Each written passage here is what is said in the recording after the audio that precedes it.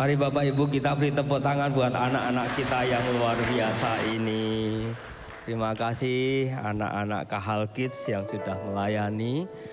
Ini luar biasa sekali ya.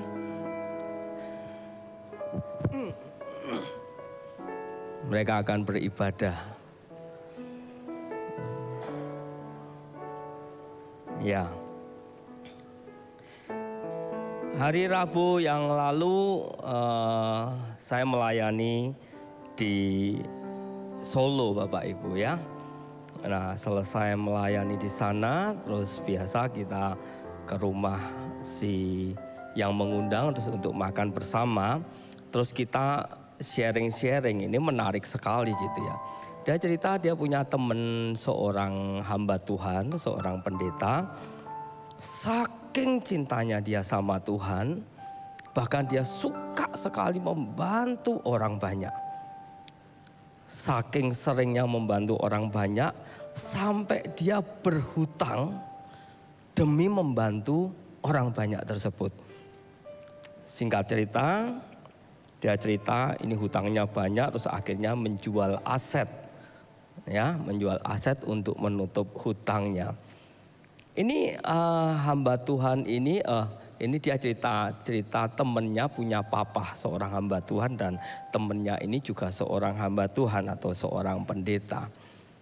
Terus kita ngobrol-ngobrol, bingung ya kadang apa yang kita lakukan saking kita mau memberikan lebih sampai akhirnya dia berkorban hutang sana sini.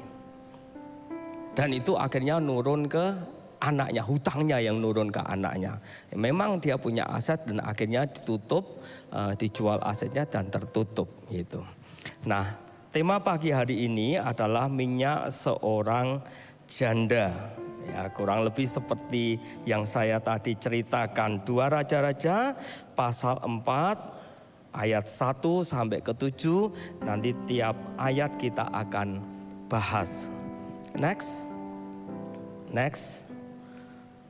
Ya, kita berkata demikian, ayat pertama, salah seorang dari istri-istri para nabi, ya dikatakan para nabi, satu orang hamba Tuhan nabi ini mengadukan halnya kepada Elisa sambil berseru, hambamu suamiku sudah mati dan engkau ini tahu bahwa hambamu itu takut akan Tuhan.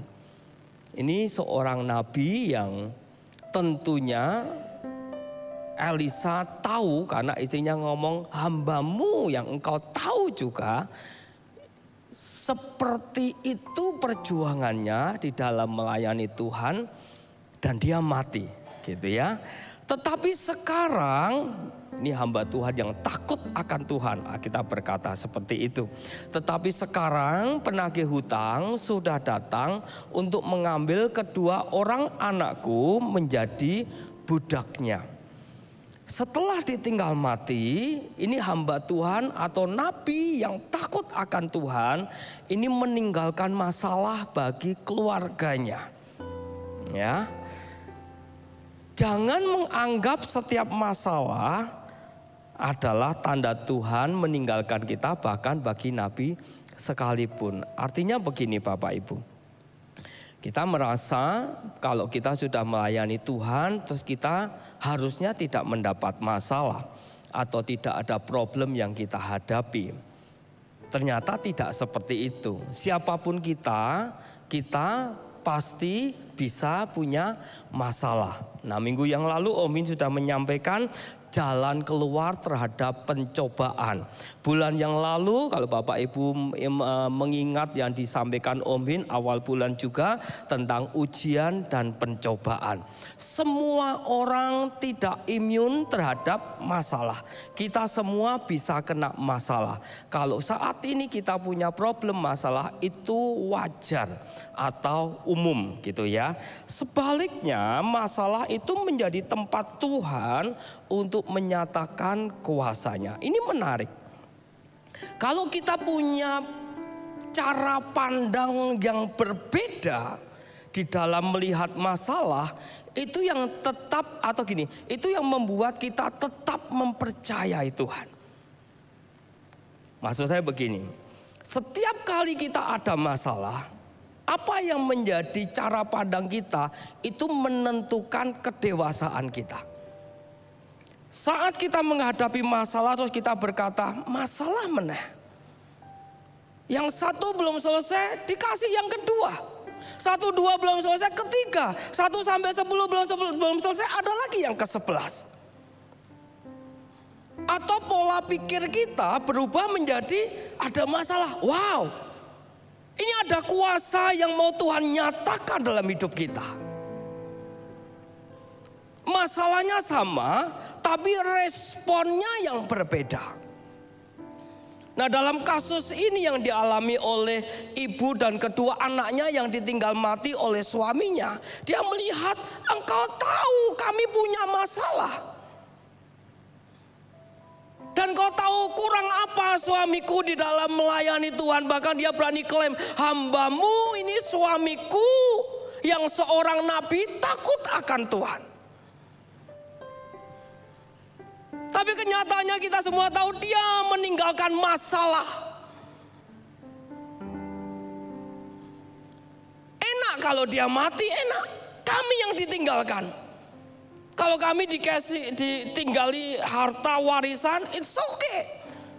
Ini masalah harta, bukan harta tapi warisan utang. Makanya penting ada pertanyaan dalam hidup kita tuh begini Bapak Ibu. Kalau kita mati, apa yang kita tinggalkan bagi keturunan kita? Apa yang kita tinggalkan? Apa yang dibicarakan di Tionghoa Iwan tentang kita? Ini penting loh. Ya, kalau Bapak Ibu di Tionghoa Iwan bahas apa? Bahas yang mati kan? Bahas keluarga dia. Takandani sakit loh. Utangnya akeh.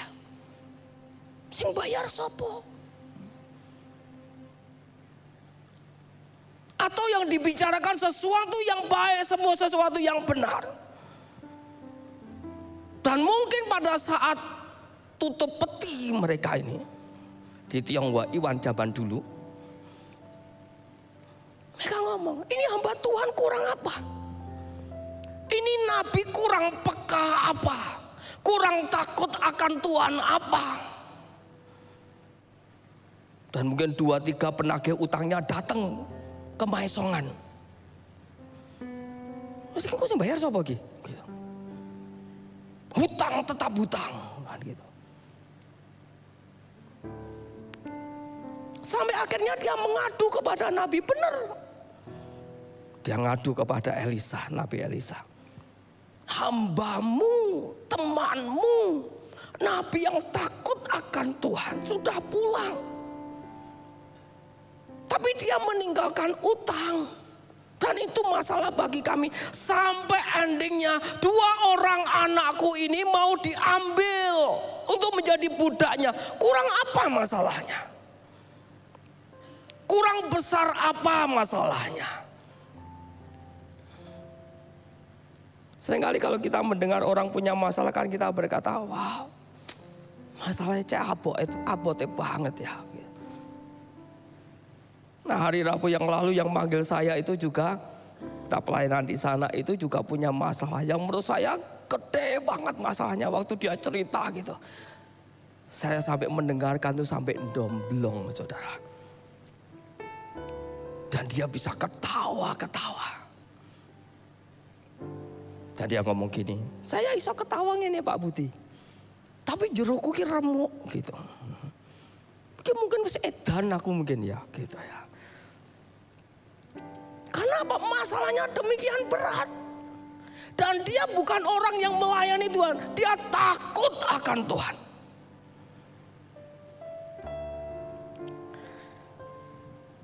Ayat yang kedua. Next. Jawab Elisa kepadanya, apakah yang dapat ku perbuat bagimu? Nah, ini kan keren ya toh? Apakah yang dapat ku perbuat bagimu? Beritahukanlah kepadaku apa-apa yang kau punya di rumah. Gak usah jauh-jauh. Yang kamu punya di rumah itu apa? Berkatalah perempuan itu, hambamu ini tidak punya sesuatu apapun di rumah. Tidak punya. Kecuali sebuah buli-buli berisi minyak. Itu ini minyak kayu putih. Ya. Anggap aja ini buli-buli berisi minyak. Tidak punya apa-apa.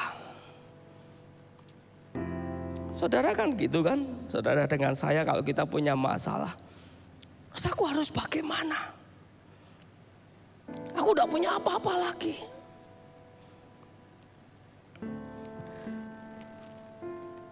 Jangan fokus pada apa yang hilang, sehingga lupa menghargai apa yang masih kita punya. Tuhan memakai apa yang ada, yaitu buli-buli berisi minyak ini, bukan yang tidak ada. Nah, saya ingin mengajak Bapak Ibu semua berpikir apa yang kita punya. Dan kalau mau jujur melihat kasusnya si janda nabi ini, dia punya sesuatu yang mungkin dia berkata itu disepelekan, kami tidak punya apa-apa kecuali ini yang terakhir, kecuali. Suatu saat Nabi Elisa ketemu dengan janda. Terus janda ini tidak punya apa-apa, dia cuma punya segenggam tepung. Dan dia berkata begini, ini waktu aku masak, aku makan dengan anakku, setelah makan aku mati, kami mati. Tidak punya apa-apa, cuma segenggam tepung. Tapi si Nabi ngomong apa? Buatin buat aku dulu, baru buat kamu. Dan itu tidak akan pernah habis. Terkadang kita di posisi yang terpojok, seolah-olah apa yang kita pikir itu menjadi solusi jalan keluar, itu hilang, saudara. Nggak ngerti. Kita ini diberikan hikmat supaya kita mencari solusi. Tapi sampai titik tertentu, hikmat itu sudah tidak bisa kita gunakan dan kita sudah tidak punya solusi secara manusia. Sampai si istri Nabi ini berkata, kami tidak punya apa-apa kecuali minyak dalam buli-buli yang kecil ini. Makanya kita jangan fokus kepada persoalan atau apa yang kita tidak punya, Bapak Ibu. Fokuslah kepada sesuatu yang kita punya. Dan ternyata kita punya banyak. Musa hanya punya tongkat. Tapi tongkat ini untuk membelah laut oleh perkenanan Tuhan. Jadi bukan soal minyaknya, tapi oleh perkenanan Tuhan. Itu yang jauh lebih penting. Makanya tadi yang saya katakan, saat kita punya masalah, apa yang menjadi pikiran kita pertama itu menentukan kedewasaan kita di dalam Tuhan. Begitu kita punya masalah, kita berkata, aduh masalah ini tidak selesai, Tuhan kasih lagi. Tapi begitu kita melihat masalah dan paradigma yang baru itu muncul, wow, Tuhan pasti akan menyatakan kuasanya dengan masalah ini.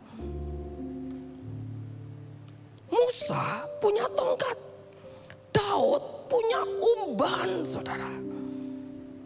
Dan oleh anugerah Tuhan, Goliat kalah hanya oleh umban.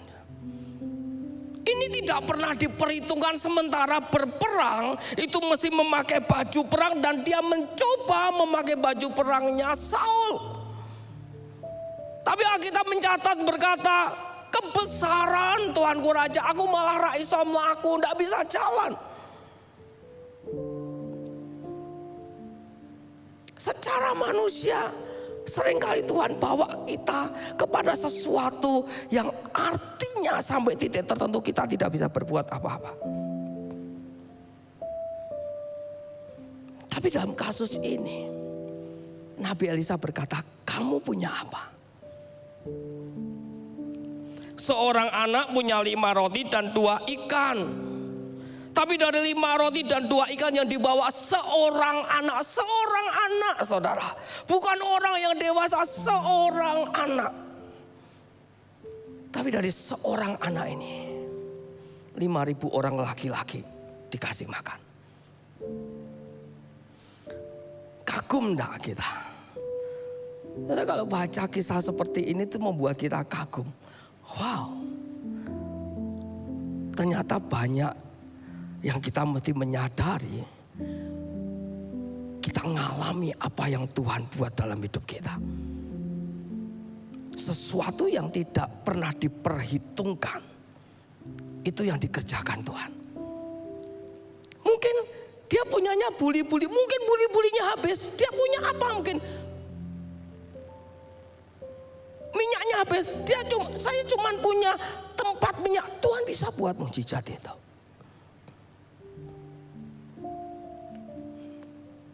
Janda Sarfat punya segenggam tepung dan sedikit minyak. Tapi kita tahu cerita ini, persediaannya tidak pernah habis. Nah, pertanyaannya adalah, kamu punya apa? Saya tidak punya apa-apa. Wes podo lah, kita tidak punya apa-apa. Oh, kita punya apa-apa aja, etok-etok tidak punya apa-apa kok. Betul? Kamu tidak punya apa-apa, ya kamu tidak punya apa-apa. Tapi lihat, waktu Petrus ada di gerbang indah, dia ngomong pada si lumpuh ini, emas perak aku tidak punya, tapi apa yang aku punya aku berikan kepadamu. Bangkit, bangun dalam nama Yesus. Dia punya kuasa. Saudara dan saya punya apa? Saya tidak punya apa-apa. Ya tidak apa-apa, tidak punya apa-apa. Makanya kadang begini Bapak Ibu. Ada orang yang ngomong, wes malas, suka menunda, bodoh meneh gitu. Meski angel. Tapi kalau kita ngomong, aku tidak punya apa-apa, tapi aku punya kemauan, itu cukup saudara. Tapi aku punya kerja keras, aku punya karakter, aku punya iman. Itu sudah lebih daripada cukup. Jadi tidak ada satupun di dunia ini saudara dan saya yang berkata aku tidak punya apa-apa dan benar-benar tidak punya apa-apa. Setiap kita pasti punya apa-apa karena kita ciptaan Tuhan yang hebat. Dia memberikan sesuatu yang besar, yang hebat atas hidupmu juga hidupku.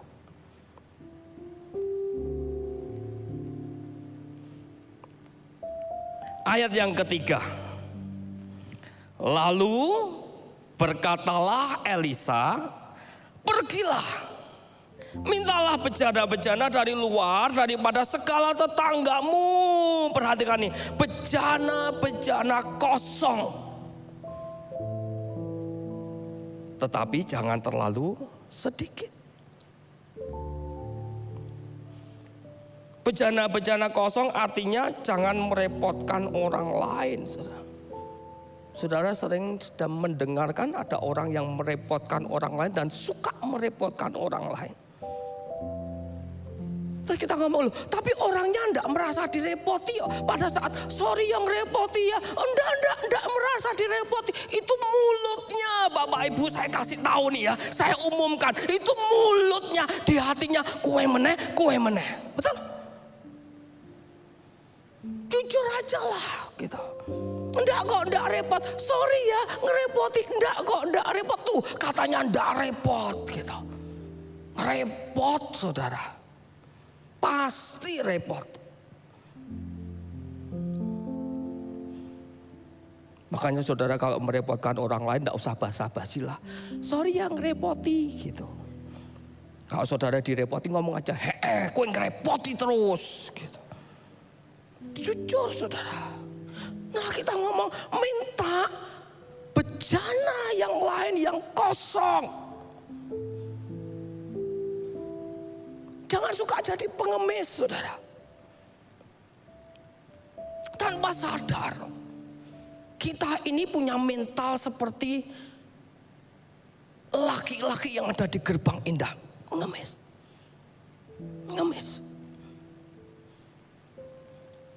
Dan hebatnya kita suka itu. Kenapa enggak kerja cuman ngene tok?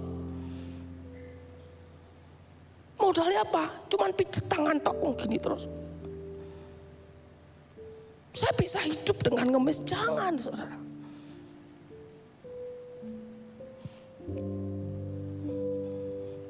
Dan Elisa berkata, tetapi jangan terlalu sedikit. Minta gitu. Minta bejana. Ini bejananya.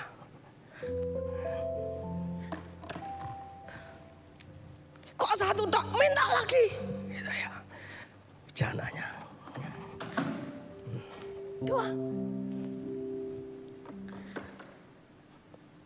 Elisa ngomong, jangan terlalu sedikit, tambah lagi. 3. Masih kurang, minta lagi, jangan terlalu sedikit. 4.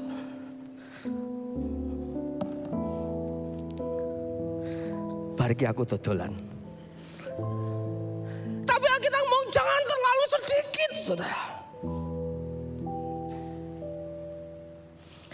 Saya kadang berpikir, wah, Nabi Elisa ini hebat ya.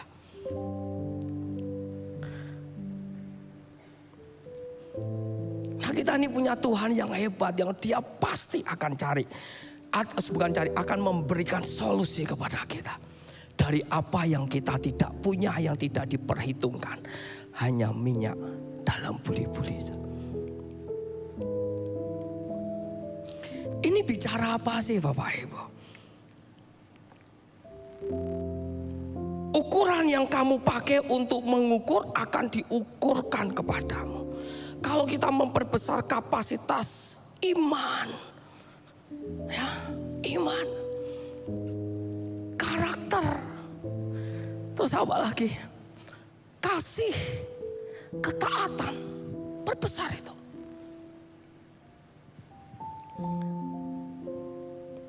Dan Tuhan akan memperbanyak atau mempercayakan lebih banyak lagi.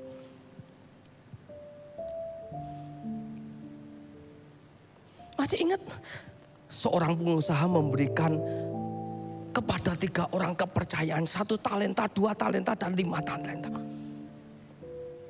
Yang 1 talenta dia simpan, yang 2 talenta berkembang 100% menjadi 4. Yang 5 talenta berkembang menjadi 10-100% juga.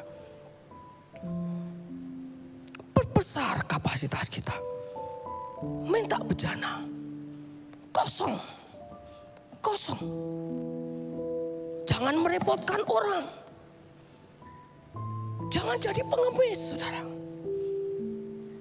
Karena kalau kita merepotkan orang dan kita menjadi pengemis, iman kita bukan kepada Tuhan, tapi pada orang itu. Kalau kita jadi pengemis, kepercayaan kita itu jauh daripada Tuhan. Karena kita berikan kepercayaan orang lain untuk menolong kita.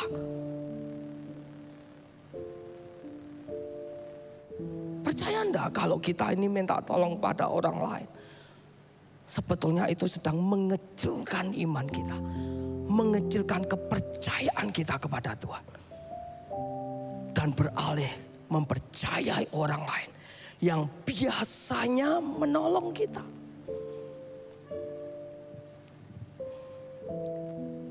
Next. Bapak Ibu masih ingat kisah 12 pengintai di Yeriko? Mereka melihat sama-sama melihat raksasa, sama-sama melihat anggur 1 tandan digendong, saking besarnya. Saudara masih ingat itu? Yang 10 berkata dia melihat sisi negatifnya, ini bangsa yang besar, tambahi lagi orangnya gede-gede, makan orang. Aku pernah melihat kayaknya dia bikin bukan kambing guling tapi manusia guling itu. Kenapa? Karena ketakutan itu yang ada dalam pikirannya. Tapi berbeda dengan Yosua dan Kaleb. Apa yang dilihat sama, tapi pola pikirnya berbeda. Wow, sangar ya. Tuhan kasih negeri yang demikian berlimpah susu dan madu. Itu anggur 1 tandan digendong. Wow, gede-gede banget, satu orang makan satu cukup loh. Wow, Tuhan hebat. Yang satunya ketakutan, yang satu cara pikirnya melihat Tuhan yang hebat. Dan itu yang akan dijanjikan diberikan kepada orang Israel.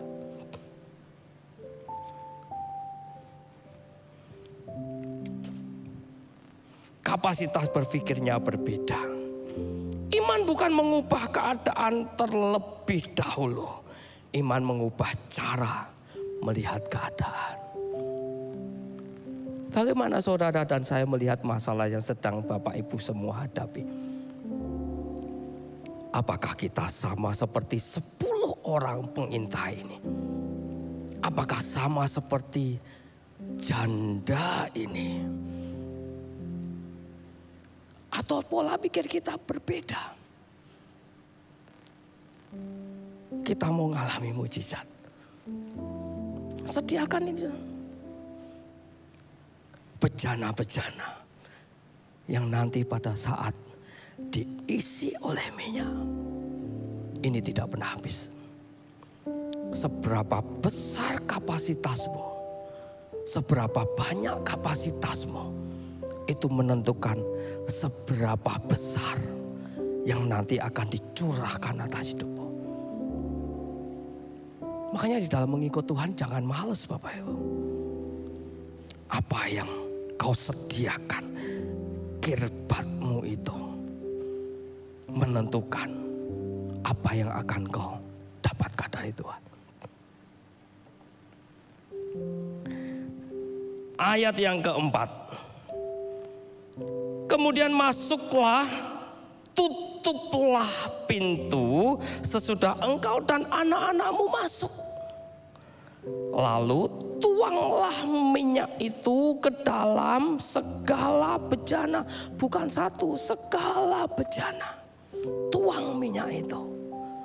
Ya. Terus Alkitab berkata, mana yang penuh angkat. Ini. Penuh angkat. Penuh angkat. Penuh angkat. Penuh angkat. Artinya apa? Tuhan gak akan pernah habis sumbernya. Ini dituangkan. Begitu penuh, engkau angkat. Ayat 5 berkata demikian. Pergilah perempuan itu daripadanya, ditutupnyalah pintu sesudah ia dan anak-anaknya masuk. Dia ngikuti apa kata Nabi Elisa. Dan anak-anaknya mendekatkan bejana-bejana kepadanya, sedang ia terus menuang. Ini dituang. Mekebak, mau penuh. Sebelah ya, mau penuh. Sebelahnya lagi. Mau penuh. Sebelahnya lagi. Siapa yang memindahkan? Anaknya.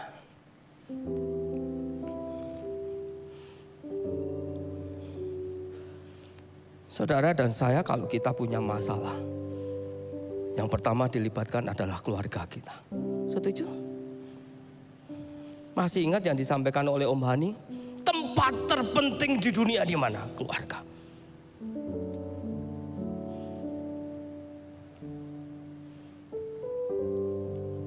Dan anak-anak ikut meminjam kirbat, membawa wadah, menyaksikan mujizat. Kita akan menjadikan keluarga kita, atau lebih sempit lagi anak-anak kita, dari apa yang kita perbuat. Setuju? Saudara dan saya akan menjadikan keturunan kita, dia melihat apa yang dilakukan oleh kita. Sampai akhirnya dia melihat mujizat. Suatu saat saya mendengar anak saya lagi meeting dengan teman-temannya. Nah ini menarik. Lagi meeting kemudian saya lupa apa yang dibahas. Tapi yang jelas tentang keuangan.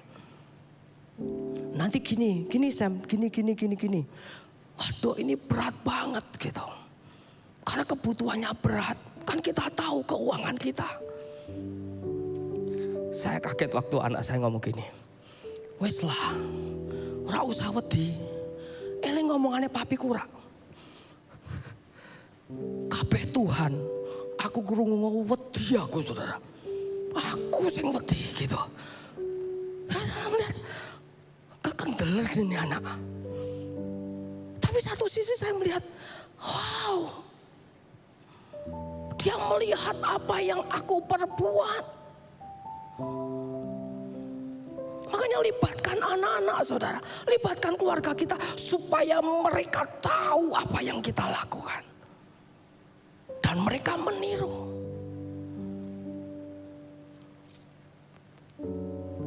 Saya tahu ini tidak mudah. Karena kita tuh lebih suka kepada yang apatis, pesimis, yang negatif itu. Yang seringkali kita tularkan ke anak-anak kita. Tapi saat dia melibatkan anak-anaknya. Anak-anaknya melihat waktu Tuhan buat mujizat, ditumpahkan minyak itu dia tahu, ditumpahkan itu dia tahu. Dan mereka terlibat aktif dan dengan mata kepalanya mereka dua anaknya ini tahu cara kerja Tuhan lewat Nabi Elisa. Tidak mudah.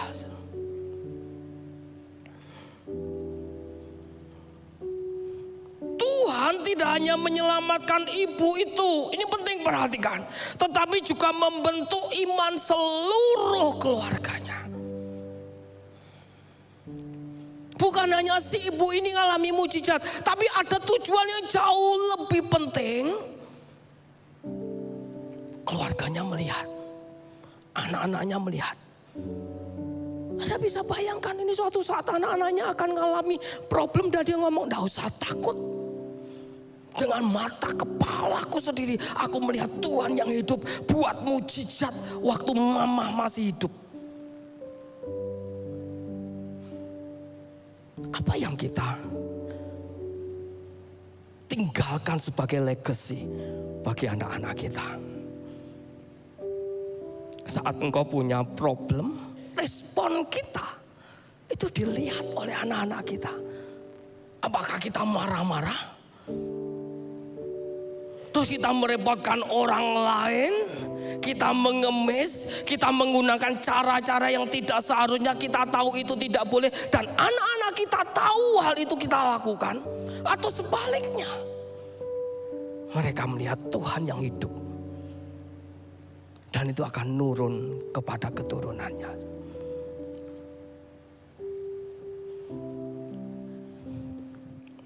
Ayat yang ke-6.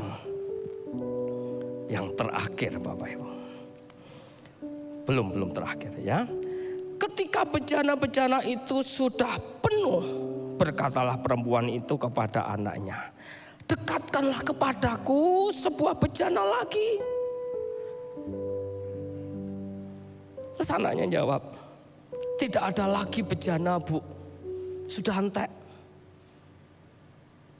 Dekatkan lagi, aku tuh udah pinjem sama Pak Budi, Pak Yanuar, Pak Anton. Wes kuabe tak silih kabeh Bu, bejana kosong tapi tidak merepotkan, cuman pinjem tok. Pinjem tok. Artinya apa? Kau boleh menghubungi orang lain. Cukup katakan nih, doakan ya, aku lagi punya masalah. Saudara kalau minta tolong pada orang lain tuh cukup ngomong, doakan ya, aku lagi punya masalah. Nggak usah buat cerita doakan, siapa tahu ada orang yang mau menolong saya. Itu maksudmu kayak menembak itu kan? Bukan itu. Kan juga ngomong, doakan supaya dia merasa tidak direpotkan, saudara. Aku udah minta bejana yang kosong. Mungkin waktu dia ketuk pintu rumahnya Pak Iwan, pinjam bejananya. Oh tapi ada isinya. Nggak, suruh kosongin dulu. Pindahin ke tempat lain. Saya mau pinjam yang kosong. Bukan yang ada isinya. Bukan merepotkan orang lain.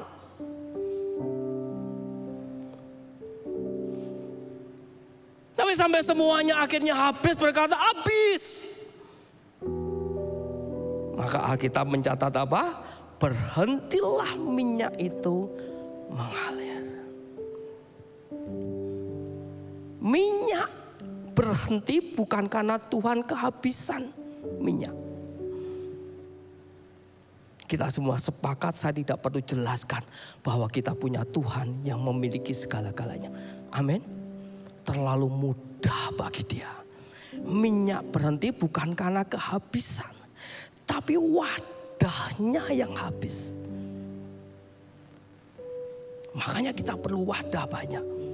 Di mana saat kita baca Alkitab, saat kita berdoa, saat kita M3, saat kita ke gereja, saat kita mendengarkan khotbah-khotbah Our Daily Bread, suara gembala yang ditayangkan di situ loh saudara, yang di YouTube itu, ya dengarkan itu sedang menyiapkan bejana-bejana yang baru. Di kahal ini disediakan bejana-bejana yang saudara dan saya boleh ambil itu untuk menambah bejana, untuk meningkatkan atau iman kita, karakter kita, itu ada semua. Kahal itu kaya loh dengan bejana. Ambil, makan gitu. Supaya minyak ini terus mengalir.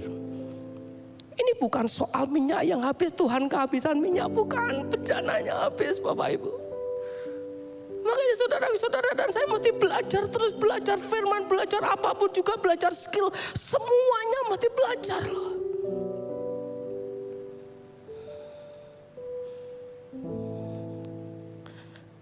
Saya nggak suruh anak saya untuk belajar yang dia sudah tekuni dalam kampus, selain yang dia tekuni.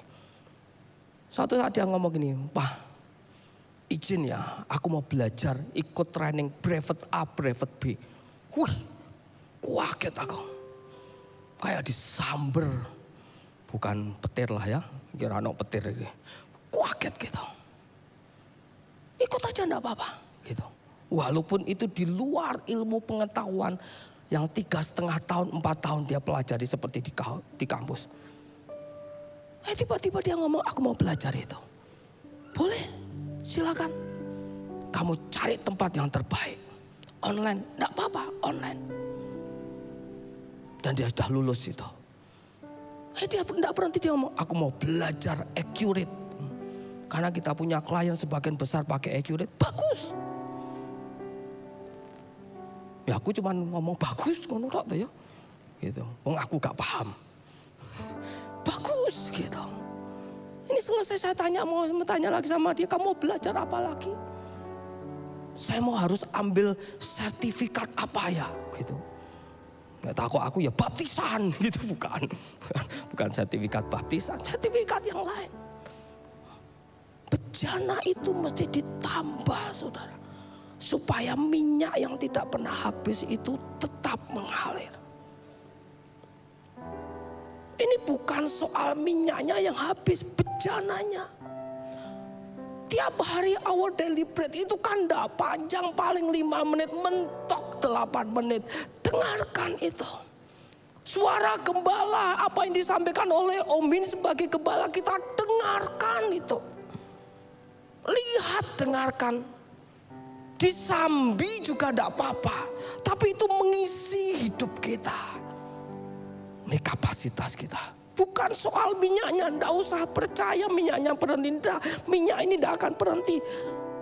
Ini loh, bejananya yang diisi, tambah lagi.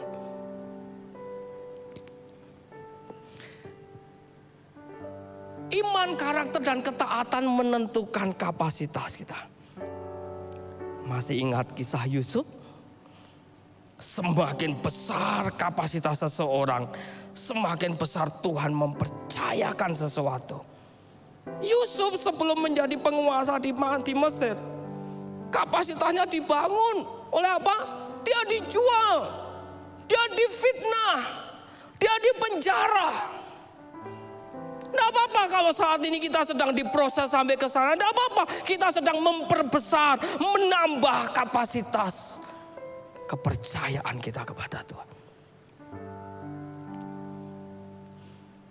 Itu bukan hukuman. Ini proses memperbesar kapasitas. Menarik ya Bapak Ibu. Yang terakhir, ayat yang ke-7. Kemudian pergilah perempuan itu memberitahukannya kepada abdi Allah, dan Elisa berkata, pergilah, juallah minyak itu, bayarlah hutangmu dan hiduplah, dari selebihnya engkau serta anak-anakmu. Nah, kalau engkau menyikapi berkat, kalau Tuhan sudah buat mujizat, ada urut-urutannya. Jual dulu. Setelah kau jual, lunasi utangmu dulu. Makanya saudara kalau punya problem tentang keuangan, tidak apa-apa saudara. Tapi begitu Tuhan berkati, yang pertama kali yang dilakukan, lunasi hutangmu. Terus hiduplah dari sisanya. Jangan terbalik. Jual dulu untuk foya-foya dulu, untuk kesenangan. Kan sudah bertahun-tahun hidup susah Pak. Kapan lagi hidup senang? Habis. Bayar utang, nantilah. Oh saya telepon, sorry aku belum bisa bayar utangmu ya. Kamu enggak apa-apa. Oh enggak apa-apa. Pada saat dia enggak apa-apa, itu dalam hati ngomong, utangmu akeh tapi kue keluyuran terus. Betul tidak? Lunasi dulu saudara. Ini menjadi penting.